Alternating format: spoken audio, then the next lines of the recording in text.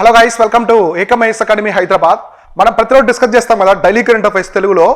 ఇవాళ ఉన్నటువంటి ముఖ్యమైన అంశాలు ఏమున్నాయో ప్రతి అంశాన్ని తీసుకొని అది ఎందుకు వార్తల్లో ఉంది, దానికి సంబంధించిన హిస్టరీ ఏముందో సబ్జెక్ట్ వైజ్గా క్లారిటీగా conceptual knowledge with facts explain చేస్తాను చూడండి. ఇవాళ మనకు వచ్చేసి 3 జూలైకి సంబంధించిన ఈవెంట్స్.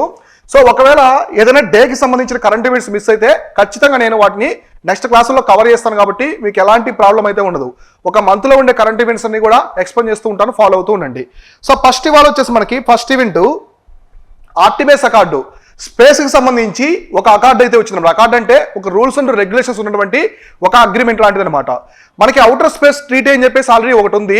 అంటే ఇష్ట ప్రకారం ఇప్పుడు మనకి ఇస్రో ఉందనుకోండి, మనం ఇష్ట ప్రకారం రాకెట్లో పంపించేసి స్పేస్లో ఒక స్క్రాప్ని అయితే క్రియేట్ చేయకూడదు అనమాట.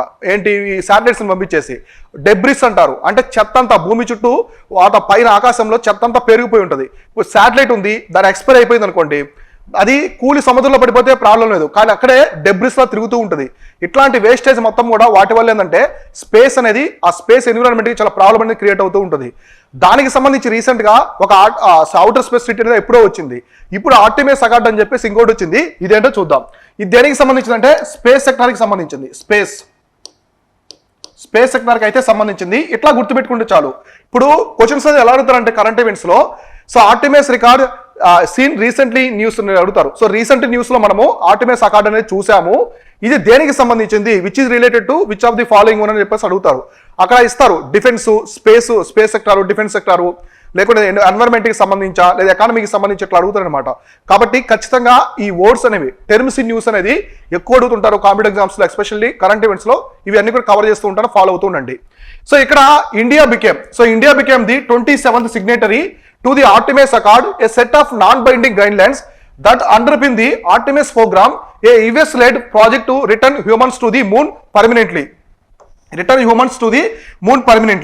మామూలుగా మనకి ఆర్టిమిస్ మిషన్ అని చెప్పేసి ఇంతకుముందే ఒకటి ఉందన్నమాట. అది ఎవరు తీసుకొచ్చారంటే యుఎస్ఏ వాళ్ళు, అమెరికా వాళ్ళు తీసుకొచ్చి, వీళ్ళు తీసుకొచ్చినటువంటి ఆర్టిమిస్ మిషన్ దేనికి సంబంధించిందంటే మూన్ యొక్క ఎక్స్ప్లోరేషన్ అనమాట.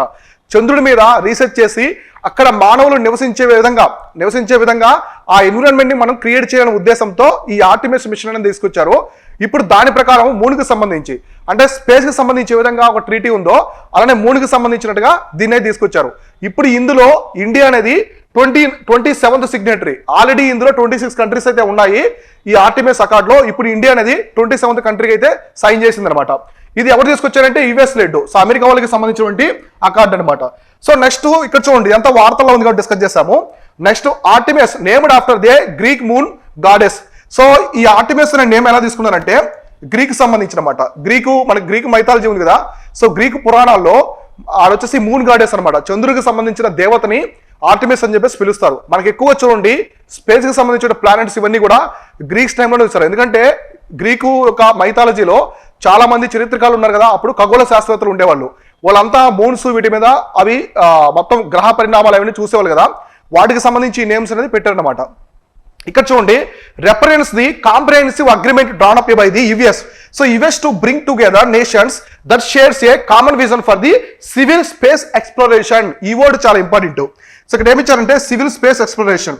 సో ప్రతి ఒక్కరు కూడా మనకి మామూలుగా సివిల్ సర్వీస్, మిలిటరీ సర్వీస్ ఉంటాయి కదా, అట్లానే సివిల్ స్పేస్ ఎక్స్ప్లోరేషన్ అంటే స్పేస్ ని మనము సివిల్ సర్వీస్ అంటే ఎట్లా అంటే ఒక పర్పస్ అనమాట. ఇప్పుడు శాటిలైట్ పంపించుకోవాలి, దాని నుంచి మనకి సిగ్నల్స్ కావచ్చు, బ్రాడ్కాస్టింగ్ కావచ్చు, రిసోర్స్ ఎక్కడైనా కనిపెట్టడానికి మినరల్స్ ఇట్లా యూజ్ చేసుకోవాలని ఒక మిలిటరీ పరంగా. సో మిలిటరీ పరంగా ఇప్పుడు ఒక మిసైల్ ఉంది, అక్కడ శాటిలైట్ ని పేల్ చేయాలి, అటువంటి దానికి మిలిటరీ పరంగా దాన్ని యూజ్ చేయకూడదు, సివిల్ స్పేస్ ఎక్స్ప్లోరేషన్ మాత్రమే చేయాలని చెప్పేసి ఈ అకార్డు అయితే తీసుకొచ్చారు. దీనికి సంబంధించిన మరికొంత ఇన్ఫర్మేషన్ చూద్దాము, మీకు ఇంకా క్లారిటీగా అర్థమవుతుంది. సో ఇక్కడ చూడండి, it serves as a framework for cooperation and collaboration in space exploration building upon foundation of the outer space treaty. ఇది చాలా చాలా ఇంపార్టెంట్ ఈ ట్రీటీ అనేది, ఏదంటే అవుటర్ స్పేస్ ట్రీటీ. సో మామూలుగా ఈ అవుటర్ స్పేస్ ట్రీటీ అనేది 1960లో తీసుకొచ్చారు. 1967 సంవత్సరంలో తీసుకొచ్చారు. మీకు తెలుసు కదా, యుఎస్ఎస్ఆర్ అంటే రష్యా అనేది ప్రపంచంలోనే మొట్టమొదటిసారి హ్యూమన్స్ స్పేస్ లో పంపింది. సో యూరీ గగారిన్ కావచ్చు, మెన్ వచ్చేసి, ఫిమేల్ వచ్చేసి ఎవరంటే మేల్ యూరీ గగారిన్, ఫిమేల్ వచ్చి వాలంటీర్ తెరిస్కోవా. మన ఇండియా నుంచి అయితే రాకేష్ శర్మ కావచ్చు, ఉమెన్ అయితే కల్పనా చావ్లా, తర్వాత సునీతా విలియమ్స్, ఇట్లా చాలా మంది వెళ్తూ ఉన్నారు. ఇప్పుడు మన ఇండియా నుంచి కావచ్చు, మిగతా దేశాల నుంచి. సో మొట్టమొదటిసారి మూన్ మీదకి వెళ్ళిందైతే నీల్ ఆర్మ్స్ట్రాంగ్, అంటే మనకి చంద్రుడి మీద అడుగుపెట్టిన వ్యక్తి. ఇట్లా ఫ్యాక్ట్స్ అన్ని కూడా చూసుకుంటూ ఉండాలి. కాబట్టి ఔటర్ స్పేస్ ట్రీటీ అనేది 1960లో తీసుకొచ్చారు. దానికి అనుగుణంగానే ఈ ఆర్టిమిస్ అకార్డ్ కూడా ఉండే విధంగా తీసుకొస్తున్నారు. సో ఇక్కడ చూడండి, ఈ ఆర్టిమిస్ అకార్డ్ లో ఏ కంట్రీస్ ఎప్పుడెప్పుడు జాయిన్ అయ్యి చూద్దాం. The Artemis Accords were jointly launched by the United States Department for the State and NASA on October 13, 2020 with 7 partner countries. అంటే ఆర్టిమిస్ అకార్డు, ఈ ఆర్టిమిస్ అనేది, ఈ అకార్డ్స్ అనేది ఆల్రెడీ ఎప్పుడు లాంచ్ చేశారంటే 2020 సంవత్సరంలో లాంచ్ చేశారు. 2020 సంవత్సరంలోనే October 13. సో October 13, 2020 లాంచ్ చేశారు. ఇది అమెరికానే కాకుండా, ఇందులో అమెరికాకి సంబంధించిన డిపార్ట్మెంటు, నాసానే కాకుండా ఇంకొన్ని కంట్రీస్ కూడా జాయిన్ అయ్యారన్నమాట. ఆ కంట్రీస్ ఏమున్నాయంటే Canada, Italy, Japan, Luxembourg. So Luxembourg, UAE and UK, ఈ కంట్రీస్ కూడా అప్పుడే జాయిన్ అయ్యారన్నమాట. ఈ ఆర్టిమిస్ అకార్డ్ లో జాయిన్ అయ్యాయి. ఇండియా అనేది అప్పుడు జాయిన్ అవ్వలేదు, తర్వాత ఇప్పుడు జాయిన్ అయింది ఇండియా అనేది. తర్వాత the accords have been signed by the 26 countries as of the June 23 including the original 8. సో ఇంతకుముందు ఉన్నటువంటి ఒరిజినల్ 8 వీటితో మొత్తం కలుపుకొని ఇప్పుడు జూన్ 2023 మొత్తం 26 కంట్రీస్ అయితే ఇందులో జాయిన్ అయ్యారన్నమాట. సో ఇవేమున్నాయంటే చూడండి ఇక్కడ, these includes the traditional US allies like the Japan, Australia, UK, France, Canada, but also countries with relatively less developed space programmes like Colombia. అంటే ఇప్పుడు స్పేస్ ట్రీటీ అంటే ఎక్కువ స్పేస్ కి సంబంధించిన ఈ ఎక్స్పెరిమెంట్స్ చేస్తూ ఉంటారు కదా, ఆ కంట్రీసే కాకుండా స్పేస్ కి సంబంధమైనటువంటి, అంటే స్పేస్ గురించి ఉన్నప్పటికీ చాలా తక్కువ మోతాదులో ఉన్నటువంటి కంట్రీస్ కూడా ఈ ఆర్టిమిస్ అకార్డులో అయితే జాయిన్ అయ్యారన్నమాట. అవేమున్నాయంటే కొలంబియా, రువాండా, నైజీరియా, మెక్సికో. మీరు చూడండి, నైజీరియా చాలా పేద దేశం, సో ఆఫ్రికాలో ఉంటుంది. ఈ స్పేస్ పరంగా నేను చెప్పే స్పేస్ పరంగా చాలా పూర్ కంట్రీ. అయితే ఈ కంట్రీస్ కూడా నైజీరియా కావచ్చు, రువాండా, మెక్సికో, కొలంబియా కూడా ఈ ఆర్టిమిస్ అకార్డులో అయితే జాయిన్ అయ్యారన్నమాట. సో ఇవన్నీ మొత్తం ఎన్ని ఉన్నాయంటే ఇప్పుడు 27 ఉన్నాయి. 26 ఉండేది, ఇప్పుడు ఇండియా జాయిన్ అయ్యి మొత్తం 27 మెంబర్స్ అయితే ఇందులో అయ్యారన్నమాట, ఆర్టిమిస్ అకార్డులో అయ్యాయి. తర్వాత ఇక్కడ చూడండి, the Artemis programme includes the plan for base on the lunar surface. So lunar surface multiple spacecraft to ferry humans and cargo orbiting space station and constellation of the satellites to help navigation and communication. ఇక్కడ ఏంటంటే ఈ Artemis యొక్క main theme ఏంటంటే humans ని, so ప్రతి ఒక్క space tourism అనుకోండి, simple గా స్పేస్ టూరిజం లాగా పీపుల్ ని, సో మానవుల్ని చంద్రుడి మీదకి తీసుకెళ్ళాలి. చంద్రుడి మీద మన టూరిజం ఎలా ఉంటుందో ఎగ్జాక్ట్ అలానే తీసుకురావాలి. తర్వాత లోనార్ సర్ఫేస్ సంబంధించిన మొత్తం ప్రయోగాలు చేయాలి. సో పర్మనెంట్ గా హ్యూమన్స్ ని చంద్రుడి మీద ఉండే విధమే దీని ఒక మెయిన్ లక్ష్యం అని చెప్పేసి వాళ్ళైతే ఎక్స్ప్లెయిన్ చేస్తూ ఉన్నారు. తర్వాత the first Artemis crewed mission to the moon surface is likely 2026. సరే, ఈ ఆర్టిమిస్ అంతా కూడా మనం డిస్కస్ చేసుకున్నాం. దీనికి ఆబ్జెక్టివ్ ఏంటి, మూన్ మీదకి మనుషులు మళ్ళీ తీసుకెళ్ళాలి, పర్మనెంట్ గా తీసుకెళ్ళాలి. సో దీనికి సంబంధించి ఎప్పుడు మొట్టమొదటి ఆర్టిమిస్ మిషన్ అనేది ఎప్పుడు తీసుకెళ్తున్నారంటే 2026లో. సో 2026లో మొట్టమొదటిసారి మళ్ళీ మొట్టమొదటి ఆర్టిమిస్ మిషన్ ని మూన్ మీదకి మళ్ళీ మనుషులను అయితే తీసుకెళ్తున్నారు. అప్పుడెప్పుడో నీల్ ఆర్మ్స్ట్రాంగ్ టైంలో వెళ్ళారు, మళ్ళీ ఇప్పటి వరకు చంద్రుడి మీదకి మనుషులు అనేది వెళ్ళలేదన్నమాట. సో మానవ సహితంగా ఎప్పుడు కూడా చంద్రుడి మీదకి వెళ్ళలేదు. ఇప్పుడు మళ్ళీ 2026లో అయితే ఈ ఆర్టిమిస్ మిషన్ ద్వారా వెళ్తూ ఉన్నారు. ఇది దీనికి సంబంధించిన complete information. So next concept ఏముందో చూద్దాం. సో నెక్స్ట్ వచ్చేసి nano urea. So nano urea అని చెప్పేసి చాలా రోజుల నుంచి వార్తల్లో ఉంది, మనం ఇంతకు కూడా డిస్కస్ చేసుకున్నాము. ఇప్పుడు దీనికి సంబంధించి అయితే వార్తల్లో రావడం జరిగింది. సో నానో యూరియా అనేది అగ్రికల్చర్ బేస్ సంబంధించిన ప్రోడక్ట్, మీకు అందరూ తెలిసే ఉంటుంది. యూరియా అనేది ఇంతకుముందు మనం యూరియా బ్యాగ్ చూసేది ఆల్మోస్ట్ 50 నుంచి 70 kg వరకు యూరియా బ్యాగ్స్ ఉంటాయి. 50 kg వరకు ఉంటుంది. అవి చాలా 50 kg అంటే చాలా హెవీ వెయిట్ కదా. ఇప్పుడు అంత మోతాదులో ఉన్న యూరియానే తక్కువలో తీసుకొస్తూ ఉన్నారు అనమాట. సో దీనివల్ల చాలా బెనిఫిట్స్ కూడా ఉంటాయి. అవి ఏమన్నా ఎక్స్ప్లెయిన్ చేస్తాను. దీన్ని ఎవరు తయారు చేస్తున్నారు, సో మొత్తం డీటెయిల్స్ అన్ని కూడా క్లారిటీగా చూద్దాం. So recently chemical and fertilizers minister said 9 nano urea plans to be set up across the country by 2025. So ఇది ఎందుకు వార్తల్లో వచ్చిందంటే, నానో యూరియా గురించి మనం ఇంతకుముందు డిస్కస్ చేసుకున్నాం. ఇప్పుడు మేజర్ గా ఎందుకు వచ్చిందంటే వార్తల్లోకి, ఈ కెమికల్ ఫెర్టిలైజర్స్ మినిస్ట్రీకి సంబంధించినటువంటి మినిస్టర్ ఏం చెప్పారంటే, కెమికల్ అండ్ ఫెర్టిలైజర్ మినిస్టరు ఇక్కడ నుంచి మన ఇండియాలో మొత్తం ప్లాంట్స్ నానో యూరియాకి సంబంధించిన 9 ప్లాంట్లే తీసుకొస్తున్నాము అక్రాస్ ఇండియా. అంటే ఒకే ప్రాంతానికి సంబంధించి కాకుండా దేశంలో అక్కడక్కడ మొత్తం 9 ప్లాంట్లే తీసుకొస్తున్నాము. దీనివల్ల నానో యూరియా యొక్క ప్రొడక్షన్ పెరుగుతుంది. ప్రొడక్షన్ పెరిగితే ఏమవుతుంది, రైతులకు అందుబాటులో ఉంటుంది. సో అక్కడ అవుట్ ఆఫ్ స్టాక్ అని పెట్టకుండా రైతులకు అందుబాటులో ఉంటుంది. కాబట్టి మనది వ్యవసాయధారిత దేశం అనమాట, అగ్రికల్చర్ బేస్డ్ కంట్రీ. కాబట్టి ఖచ్చితంగా రైతులకి లాభదాయకంగా ఉండాలి, వాళ్ళకి అవైలబుల్లో కూడా ఉండాలి ప్రొడక్ట్స్ అన్ని కూడా. సో అందుకోసము మొత్తం 9 ప్లాంట్ అనేది తీసుకొస్తున్నాం అని చెప్పారు. అయితే ఇక్కడ చూడండి, the ministry is aiming the manufacturing 44 crore bottles of nano urea by the year 2025. So 2025కి అంటే 2025కి 9 ప్లాంట్లే కాకుండా ప్రొడక్షన్ కూడా వీళ్ళు టార్గెట్ అనేది చెప్పారన్నమాట. సో మొత్తం 44 కోట్ల బాటిల్స్ అనమాట. So 44 crores of bottle nano urea. ఇక్కడ మీకు కనిపిస్తుంది కదా ఇమేజ్, ఇట్లాంటి బాటిల్ అనమాట. ఇది వచ్చేసి నానో యూరియా బాటిల్. ఇట్లాంటి బాటిల్స్ 44 కోట్ల బాటిల్స్ అనేవి 2025 కల్లా మనం ప్రొడక్షన్ చేయాలని చెప్పేసి ఇక్కడైతే చెప్పడం జరిగింది. To achieve the target 9 plants will be setup across the country. So ఈ టార్గెట్ ఈ 44 crores urea nano urea bottles తీసుకురావడం ఉద్దేశంతోనే ఈ 9 plant ని ఇప్పుడు ఈ 9 plants అయితే మన ఇండియాలో అక్కడక్కడ నిర్మిస్తూ ఉన్నారన్నమాట. ఇది దీనికి సంబంధించింది. ఇప్పుడు మనం అసలు నానో యూరియా అంటే ఏంటి, దీన్ని ఎవరు తయారు చేస్తున్నారు అదంతా కూడా ఇప్పుడు మనం క్లారిటీగా చూద్దాం. సో నెక్స్ట్ వచ్చేసి ఇక్కడ చూడండి. So it is nano technology based revolutionary agri input that provides the nitrogen to the plants. So మనం మామూలుగా పంటలు పండించేటప్పుడు రైతులు యూరియా వేస్తారు. అసలు యూరియా ఎందుకు వేస్తారు అది ఇంపార్టెంట్. ఇక్కడ మనకి నైట్రోజన్ అనమాట. సో సాయిల్లో నైట్రోజన్ తక్కువగా ఉన్నప్పుడు మొక్క అక్కడ పంటలు బాగా పండాలంటే ఖచ్చితంగా సాయిల్ న్యూట్రియంట్గా ఉండాలి. సాయిల్ న్యూట్రియంట్గా ఉండాలంటే సాయిల్లో నైట్రోజన్ లెవెల్ అనేది బాగుండాలి. అంటే నైట్రోజన్ ల్యాక్ ఆఫ్ నైట్రోజన్ ఉంటే సాయిల్లో ఖచ్చితంగా యూరియా అనేది అవసరం అవుతుంది. యూరియా వేయడం వల్ల నైట్రోజన్ అనేది వస్తుంది కాబట్టి ఆ నైట్రోజన్ ఇవ్వడానికి కోసమే యూరియా అనేది ఉంటుంది అనమాట. కాబట్టి ఖచ్చితంగా సాయిల్కి నైట్రోజన్ ఇంపార్టెంట్ కాబట్టి ఈ తీసుకొస్తారు అగ్రికల్చర్ ఇన్పుట్. ఇదేంటి నానో అన్నారు కాబట్టి ఇందులో ఏమి చేస్తారంటే నానో టెక్నాలజీ బేస్డ్ అనమాట. ఇది నానో టెక్నాలజీ బేస్డ్ చాలా ఇంపార్టెంట్, ఇది గుర్తుపెట్టుకోండి. నానో టెక్నాలజీ అగ్రికల్చర్లో చాలా మనకి అగ్రికల్చర్ చాలా తక్కువ యూజ్ చేస్తారు, బయోటెక్నాలజీ ఎక్కువగా ఉంటుంది. అయితే ఇప్పుడు నానో టెక్నాలజీ బేస్డ్ ప్రోడక్ట్ ఏంటంటే నానో యూరియా. నానో అంటేనే చిన్నగానే అర్థం అనమాట. సో మనం టాటా ఇవి సంబంధించి చూస్తున్నాం కదా, సో అట్లా నానో అవి. Next it is developed and patented by the India farmers fertilizers cooperative limited. So దీన్ని ఎవరు తయారు చేస్తారంటే ఇఫ్కో అనమాట. సో మీకు ఇఫ్కో తెలిసే ఉంటుంది, మనం చిన్నప్పటి నుంచి చూస్తూ ఉంటాం యూరియా బ్యాగ్స్ మీద మనకి మన వాళ్ళు వ్యవసాయం చేసే వాళ్ళు చూస్తుంటే బ్యాగ్స్ తీసుకొస్తారు కదా, వాటి మీద నేమ్స్ ఉంటాయి. అట్లనే ఇప్పుడు మనము ఇందా చూస్తాం మన ఇమేజ్ లో దీన్ని ఎవరు తయారు చేస్తున్నారంటే ఇక్కడ చూడండి ఇఫ్కో, ఇక్కడ మీకు కనిపిస్తుందా ఇఫ్కో అని చెప్పేసి వీళ్ళు తయారు చేస్తున్నారు. ఓకే, ఇఫ్కో అంటే ఎవరంటే ఇది అనమాట కంపెనీ యొక్క అబ్రివేషన్ కంప్లీట్ గా. So Indian farmers fertilizers cooperative limited. So వీళ్ళైతే దాన్ని తయారు చేస్తున్నారు, దాని మీద పేటెంట్ కూడా ఉందన్నమాట. ఇంకా మిగతా కంపెనీస్ తయారు చేయకుండా దాని మీద పేటెంట్స్ కూడా తీసుకున్నారు. తర్వాత IFFCO nano urea is the only nano fertilizers approved by the government of India including the fertilizer control order. So FCY అని చెప్పేసి ఒకటి ఉంటుంది. దీని ప్రకారమే ఈ ఫెర్టిలైజర్స్ మొత్తం కూడా గవర్నమెంట్ ఆఫ్ ఇండియా భారత ప్రభుత్వం అనేది అప్రూవ్ చేస్తూ ఉంటుంది అనమాట. సో ఇట్లా అప్రూవ్ చేసినటువంటి మొట్టమొదటి ప్రోడక్ట్ ఏంటంటే ఇఫ్కో నానో యూరియా అనేది నానో ఫెర్టిలైజర్స్. అంటే ఫెర్టిలైజర్స్ లో నానో చిన్నగా తీసుకొచ్చినటువంటి వాటిల్లో మొట్టమొదటిసారిగా అప్రూవ్ అయింది ఏంటంటే నానో యూరియా అనమాట. దీని తర్వాత మనకి నానో సల్ఫేట్ ఫాస్ఫరస్ చాలా తీసుకొస్తున్నారు. ఇది ఫస్ట్ అనమాట.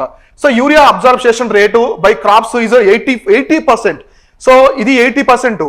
మామూలుగా మన యూరియా బ్యాగ్ ఉంది కదా, so urea bag nano urea ఈ బాటిల్తో కంపేర్ చేసుకుంటే ఈ బాటిల్ అనేది యూరియా యొక్క శాతాన్ని సాయిల్స్లోకి ఎంతలా ఇంకుతుందంటే 80%. బాటిల్లో ఉండే యూరియాలో మొత్తం 80% సాయిల్కి చేరుతుంది అనమాట. కానీ మనం అదే యూరియా బ్యాగ్ యూజ్ చేసామనుకోండి, పాత యూరియా ఉంది కదా మనకి సాలిడ్ రూపంలో ఉండే డాట్స్ మనకి చిన్న బాల్స్ లా ఉంటుంది. సో ఆ యూరియా యూజ్ చేస్తే అది ఓన్లీ 30% మాత్రమే సాయిల్కి చేరుతుంది అనమాట. అది 30% మాత్రం చేరుతుంది. ఇప్పుడు ఈ నానో యూరియా బాటిల్ వల్ల 80% వరకు సాయిల్లో వెళ్ళి నైట్రోజన్ లెవెల్స్ పెంచి పంటను మంచి దిగుబడి అయితే ఇస్తుంది. సో అందువల్ల ఈ నానో యూరియాని అయితే తీసుకొచ్చారు. ఓకేనా, ఇది దీనికి సంబంధించిన కంప్లీట్ ఇన్ఫర్మేషన్. చూసుకోండి, ఎగ్జామినేషన్ పరంగా అడుగుతూ ఉంటారు ఎవరు తయారు చేస్తున్నారు, సో ఏది ఫస్ట్ ప్రోడక్ట్ ఏంటి నానో ఫెర్టిలైజర్స్ ఇండియాలో, ఇవన్నీ కూడా చూసుకోవాలి. ఇలా క్లారిటీగా ప్రతిరోజు ఎక్స్ప్లెయిన్ చేస్తూ ఉంటాను, ఫాలో అవుతుండండి. So next India France maritime partnership exercise. So ఇండియాకి ఫ్రాన్స్ సంబంధించిన మ్యారిటైమ్ పార్ట్నర్షిప్ ఎక్సైజ్ జరుగుతుంది. సో ఇందులో ఇండియా నుంచి ఏ షిప్స్ పాల్గొన్నాయి, అది ఎక్కడ జరుగుతుందో చూద్దాం. So Indian naval ships INS Rana, INS Sumedha undertook the maritime partnership exercise with the French navy ship FS Surcouf. So FS Surcouf అనేది ఏంటంటే ఫ్రెంచ్ కి సంబంధించినటువంటి వెజల్ అనమాట, యుద్ధ నౌక. ఇవి రెండు ఐఎన్ఎస్ రాణా, ఐఎన్ఎస్ సుమేధని మన భారతదేశానికి సంబంధించినటువంటి యుద్ధ నౌకలు అనమాట. ఇవి మూడు కలిసి బే ఆఫ్ బెంగాల్లో ఎక్కడ జరుగుతుందంటే, సో బే ఆఫ్ బెంగాల్లో ఎక్సైజ్ అనేది జరుగుతూ ఉంది. సో ఇక్కడ చూడండి, INS Rana guided missile destroyer and INS Sumedha indigenously build offshore petrol vessel from the Indian navy side. So ఇక్కడ రెండు చెప్పాను, ఒకటి ఐఎన్ఎస్ రాణా ఒకటి, ఇంకోటి వచ్చేసి ఐఎన్ఎస్ సుమేధ. ఐఎన్ఎస్ సుమేధ ఏంటంటే పెట్రోల్ వెజల్ అనమాట. అంటే ఏదన్నా స్మగ్లర్స్ వీళ్ళు ఉంటారు కదా, సో వాళ్ళకి సంబంధించి ఇవి అంటే పహారాగా వస్తూ ఉంటుంది. సో మొత్తం సెక్యూరిటీ పహారాగా వస్తూ ఉంటుంది. ఏది ఐఎన్ఎస్ సుమేధ. ఐఎన్ఎస్ రాణా ఏంటంటే మిసైల్ డెస్ట్రాయర్ అనమాట. సో ఏదైనా మిసైల్స్ మన మీద దాడి చేస్తారు కదా శత్రువులు, వాళ్ళు దాడి చేసినప్పుడు ధ్వంసం చేయడం కోసం యూజ్ చేస్తారు. ఇది మిసైల్ డెస్ట్రాయర్ కాబట్టి ఇది గుర్తుపెట్టుకోండి. ఐఎన్ఎస్ రా అనేది మిసైల్ డెస్ట్రాయర్, ఐఎన్ఎస్ సుమేధ అనేది పెట్రోల్ వెసల్ అనమాట. సో ఫ్రెంచ్ నావీ షిప్ ఏది వచ్చిందంటే ఎఫ్ఎస్ స్కర్ఫోఫ్ అనేది వచ్చింది. సో ఇండిజినస్ లేబుల్ టు ఇది గైడెడ్ మిసైల్ ది, ఇది వచ్చేసి మనకి ఈ వెసల్ అనమాట, petrol vessel. The French navies La 580 class frigate Scarfo participated in the variety of activities in the Indian Navy ships. ఇక్కడ మీకు కనిపిస్తుంది కదా, ఇది వచ్చేసి ఐఎన్ఎస్ సుమేధ అనమాట. ఐఎన్ఎస్ సుమేధ పహారాగా వస్తూ ఉంటుంది మొత్తం. అయితే ఈ 3 షిప్స్ తో 3 కలిసి ఈ ఇక్కడ వచ్చేసి కంబైన్డ్ గా జాయింట్ మ్యారిటైమ్ ఎక్సైజ్ అయితే వేసాయి. మనకు ఫ్రెంచ్ తో ఇవే కాదు, ఇంకొన్ని కూడా జాయింట్ మిలిటరీ ఎక్సైజ్ ఉంది, జాయింట్ ఎయిర్ ఎక్సైజ్, ఇవన్నీ ఉన్నాయి. అవేమున్నాయి ఇప్పుడు మనం క్లారిటీగా చూద్దాం. ఇక్కడ చూడండి, other exercise with France. So France తో మనము ఇంకా ఎటువంటి ఎక్సైజ్ చేస్తామో చూద్దాం. ఇక్కడ ఫస్ట్ వచ్చేసి వరుణ. సో వరుణ అనేది నావల్ ఎక్సైజ్ అనమాట. మనకి ఫ్రాన్స్ కి సంబంధించినటువంటి జాయింట్ నావల్ ఎక్సైజ్ అంటే వరుణ. సో ఇక్కడ వచ్చేసి చూడండి ఫ్రింజెక్స్. సో ఫ్రింజెక్స్ అంటే మిలిటరీ ఎక్సైజ్ అనమాట, ఇండియా ఫ్రాన్స్ కి సంబంధించిన మిలిటరీ ఎక్సైజ్. సో గరుడ అనేది ఏంటంటే ఎయిర్ ఎక్సైజ్. సో గరుడ అనేది ఏంటంటే ఇండియా ఫ్రాన్స్ కి సంబంధించిన ఎయిర్ ఎక్సైజ్. ఇవి ఇండియాకి సో ఏమేంటంటే India and France. So India and France కి సంబంధించినటువంటి మిలిటరీ జాయింట్ మిలిటరీ ఎక్సైజ్ అనమాట. ఇండియా నేవీకి, మిలిటరీకి, ఎయిర్ ఫోర్స్ కి సంబంధించినటువంటి ఎక్సైజెస్ ఇవి. సో నెక్స్ట్ వచ్చేసి state disaster response fund. So state disaster response fund అనేది వార్తల్లో ఉంది. ఇది ఎందుకు వార్తల్లో ఉందో చూద్దాం. Recently home minister approves the releases of the 6,194 crore state disaster relief funds for the 19 states.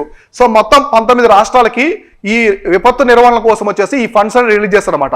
రాష్ట్రాలకు ఇస్తూ ఉంటారు. ఎప్పుడు ఇస్తారంటే మేజర్గా మాన్సూన్ టైంలో ఇస్తారు. ఋతుపవనాలు వచ్చినప్పుడు వరదలు వస్తాయి, చాలా మంది ప్రాణ నష్టం జరుగుతుంది, ఆస్తి నష్టం జరుగుతుంది. ఇటువంటి నష్టాలు జరగకుండా ముందుగానే మీరు జాగ్రత్తలు తీసుకోండి అని చెప్పేసి రాష్ట్రాలకి, కేంద్రపాలిత ప్రాంతాలకు అయితే సెంట్రల్ గవర్నమెంట్ ఇస్తుంది. ఓకే, ఇక్కడ అమిత్ షా గారు ఎందుకు ఇస్తున్నారు? ఏ మినిస్టర్ అంటే ఈ స్టేట్ డిజాస్టర్ సంబంధించి డిజాస్టర్ మేనేజ్మెంట్ మొత్తం సంబంధించినటువంటి ఈ ఫోర్సెస్ ఇవంతా కూడా దేని కింద ఉంటాయంటే యూనియన్ హోమ్ మినిస్ట్రీ కింద ఉంటాయి, మినిస్టర్ ఆఫ్ హోమ్ ఆఫీస్ కింద ఉంటాయి. కాబట్టి అమిత్ షా గారు అయితే రిలీజ్ చేస్తారనమాట. సో తర్వాత the amount included the 1209.60 crore central shares of the state disaster response fund to the 4 states. ఇక్కడ మొత్తం 1200 ఆల్మోస్ట్ అప్రాక్సిమేట్లీ 1210 కోట్లు 4 స్టేట్లకు ఇచ్చారు. అవేంటంటే ఛత్తీస్గఢ్, మేఘాలయ, తెలంగాణ అండ్ ఉత్తరప్రదేశ్. ఈ రాష్ట్రాలకి 2022-23 అయితే ఇచ్చారు. సో రిమైనింగ్ 4,984.80 కోట్లు ఉన్నది 15 రాష్ట్రాలకు ఇచ్చారు. ఈ 15 రాష్ట్రాల్లో ఆంధ్రప్రదేశ్ కూడా ఉంది. సో ఆంధ్రప్రదేశ్, అరుణాచల్ ప్రదేశ్, అస్సాము, బీహారు ఇంకా రిమైనింగ్ స్టేట్స్కి అయితే ఇవ్వడం అయితే జరిగిందనమాట. ఇదంతా కూడా ఏంటంటే ఈ ఋతుపవనాల టైంలో ఇస్తారు. ఇప్పుడు ఋతుపవనాలు వస్తాయి, దేశమంతా వస్తాయి ఎక్సెప్ట్ తమిళనాడు, సౌత్ ఆంధ్రప్రదేశ్ ఈ ప్రాంతాలకు తప్ప రిమైనింగ్ అంతా కూడా సౌత్ వెస్ట్ మాన్సూన్ వస్తుంది. నార్త్ ఈస్ట్ మాన్సూన్ అనేది తమిళనాడు తర్వాత సౌత్ ఆంధ్రప్రదేశ్కి వస్తుంది అనమాట. ఇది గుర్తుపెట్టుకోండి. సో అయితే ఇప్పుడు వరకు మనం స్టేట్ డిజాస్టర్ రెస్పాన్స్ ఫండ్ అనేది ఇస్తారు. ఎవరు ఇస్తారు? మినిస్టర్ ఆఫ్ హోమ్ అనేది ఇస్తూ ఉంటారు. ఇందులో రాష్ట్రాల వాటా ఉంటుందా, ఓన్లీ కేంద్ర ప్రభుత్వం మొత్తం ఇస్తుందా, అసలు దీనికి సంబంధించిన కంప్లీట్ ఇన్ఫర్మేషన్ అనేది ఇప్పుడు మనం చూద్దాం. సో ఇప్పుడు మనం ఏం చెప్పుకుంటున్నామంటే స్టేట్ డిజాస్టర్ రెస్పాన్స్ ఫండ్ గురించి. ఈ ఫండ్ అనేది సో ఇట్ ఈస్ కాన్స్టిట్యూటెడ్. మామూలుగా మీకు స్టేట్ డిజాస్టర్ రెస్పాన్స్ ఫండ్ తెలుసు కదా, ఎస్డిఆర్ఎఫ్ కాన్స్టిట్యూట్ అంటారు సెక్షన్ 48 of 1A అనమాట. 1 క్లాస్ 1Aలో సో డిజాస్టర్ మేనేజ్మెంట్ యాక్ట్ అనమాట. 2005లో డిజాస్టర్ మేనేజ్మెంట్ యాక్ట్ అనేది తీసుకొచ్చారు. 2004లో మనకి సునామీ వస్తుంది. సో సునామీ అనేది అతిపెద్ద సునామీ వస్తుంది హిందూ మహాసముద్రం దగ్గర, ఇండోనేషియాలో భూకంపం వచ్చి ఆ తర్వాత ఈ యాక్ట్ అనేది తీసుకొచ్చారు. డిజాస్టర్ మేనేజ్మెంట్ యాక్ట్ ద్వారా దాని కింద అయితే దీన్ని తీసుకొచ్చారు ఈ ఫండ్ ని. తర్వాత it is the primary fund available with the state governments for the responses to the notified disasters. అంటే కొన్ని డిజాస్టర్స్ అనమాట వీళ్ళు ఆ యాక్ట్ లో చేస్తుంటారు. ల్యాండ్ స్లైడ్ కి సంబంధించిందా, ఫ్లడ్స్ కి సంబంధించిందా, ఏ టైంలో ఎటువంటి విపత్తుకి ఎటువంటి నిర్వహణ తీసుకోవాలి. ఎప్పుడైనా సరే విపత్తు రాకముందే జాగ్రత్తలు పడితే ప్రాణ నష్టం, ఆస్తి నష్టం తక్కువ ఉంటాయి. అదే విపత్తు వచ్చిన తర్వాత జాగ్రత్త పడ్డాం అనుకోండి సో మొత్తం కోల్పోతాం అనమాట. సో అట్లా. సో నెక్స్ట్ కాంట్రిబ్యూషన్ ఎవరిస్తారు? ఈ స్టేట్ డిజాస్టర్ రెస్పాన్స్ ఫండ్, ఈ ఫండ్ కి కాంట్రిబ్యూషన్ ఎవరు కాంట్రిబ్యూట్ చేస్తారో చూద్దాం. So central government contributes 75% SDR allocation in the general category states, UTs. అయితే మనకి ఇక్కడ మామూలు జనరల్ కేటగిరీ స్టేట్స్ కి 70% ఇస్తుంది. అందు 90% for the special category states. ఈ మన మామూలుగా రాష్ట్రాలకి, సో రాష్ట్రాలకి యూటీస్కి అయితే 75% ఎవరు ఇస్తారంటే కేంద్ర ప్రభుత్వం ఇస్తుంది రాష్ట్రాలకి, కేంద్రపాలిత ప్రాంతాలకి. అలా కాకుండా స్పెషల్ కేటగిరీ స్టేట్స్ కొన్ని ఉంటాయి మన ఇండియాలో. స్పెషల్ కేటగిరీ స్టేట్స్ ఉన్నాయి కదా, వాటికి 90% సో 90% డబ్బులు అనేది సెంట్రల్ గవర్నమెంటే ఇస్తుంది అనమాట. అవి ఏ స్టేట్స్ ఉన్నాయి మీకు తెలుసు. సెంట్రల్ మనకి నార్త్ ఈస్ట్ స్టేట్స్ మొత్తం ఉంటాయి. నార్త్ ఈస్ట్ ఇండియా, ఈశాన్య భారతదేశంలో ఉండే మొత్తం 7 స్టేట్స్ ఉంటాయి. తర్వాత సిక్కిము, ఉత్తరాఖండ్, హిమాచల్ ప్రదేశ్, జమ్మూ అండ్ కాశ్మీర్. సో ఇవన్నీ కూడా వాటికి సంబంధించిన అన్నమాట. ఎక్కడైతే ఇస్తారో జమ్మూ అండ్ కాశ్మీర్ అంటే లద్దాఖ్ కూడా ఉంటుంది. సో లద్దాఖ్ అనేది ఇప్పుడు మనకి జమ్మూ అండ్ కాశ్మీర్ అనేది కేంద్రపాలిత ప్రాంతమే, ఈ లద్దాఖ్ కూడా కేంద్రపాలిత ప్రాంతమే, వాటికి స్పెషల్ కేటగిరీ స్టేటస్ కూడా ఉన్నాయన్నమాట. సో ఇది గుర్తుపెట్టుకోండి, దీనికి సంబంధించిన కంప్లీట్ ఇన్ఫర్మేషన్ డిజాస్టర్ మేనేజ్మెంట్ పరంగా చాలా చాలా ఇంపార్టెంట్ కాన్సెప్ట్ అన్నమాట ఇది. సో నెక్స్ట్ వచ్చేసి సాత్పురా టైగర్ రిజర్వ్ అనేది వార్తల్లో ఉంది, ఎందుకుందో చూద్దాం. So and alert tiger were recently killed in the Satpura tiger reserve అలిజెడ్ by the poachers who carried away it's head అనమాట. సో ఇక్కడ చూడండి చాలా ఘోరం, ఇక్కడ వేటగాళ్ళు ఏం చేస్తారంటే పులిని చంపి దాని తలని నరికి తీసుకెళ్లారు. సో దాని తలని తీసుకెళ్లిపోయారు అనమాట. ఎక్కడంటే జరిగింది సాత్పురా టైగర్ రిజర్వ్ లో చంపేసి who carried away it's head అనమాట. అయితే ఇక్కడ చూడండి recently killed. So it is located in the Hoshangabad district of the Madhya Pradesh. So ఎక్కడ ఉంటుంది ఈ సాత్పురా టైగర్ రిజర్వ్ అనేది, ఎక్కడ ఉంటుంది అంటే మధ్యప్రదేశ్ రాష్ట్రంలో ఉంటుంది. సో ఎక్కడంటే మధ్యప్రదేశ్ స్టేట్ చాలా ఇంపార్టెంట్, ఎగ్జామినేషన్ లో స్టేట్ అడుగుతారు ఎక్కువగా. సో ఇటువంటి tiger reserves national park Madhya Pradesh రాష్ట్రంలో అయితే ఉంటుంది, అక్కడ కూడా హోషంగాబాద్ డిస్ట్రిక్ట్ లో ఉంటుంది.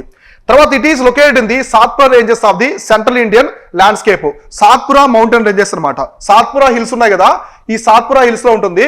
సాత్పురా హిల్స్ లో హైయెస్ట్ పీక్ ఏదంటే ధూప్గర్. సో ధూప్గర్ అనేది చాలా ఇంపార్టెంట్. సో ధూప్గఢ్ అనేది ఏంటంటే హైయెస్ట్ పీక్ అనమాట, సాత్పురాలో హైయెస్ట్ పీక్ గుర్తుపెట్టుకోండి. తర్వాత ఇది ఎక్కడ ఉందంటే సెంట్రల్ ఇండియా, సో మధ్య భారతదేశంలో ఉంటుంది.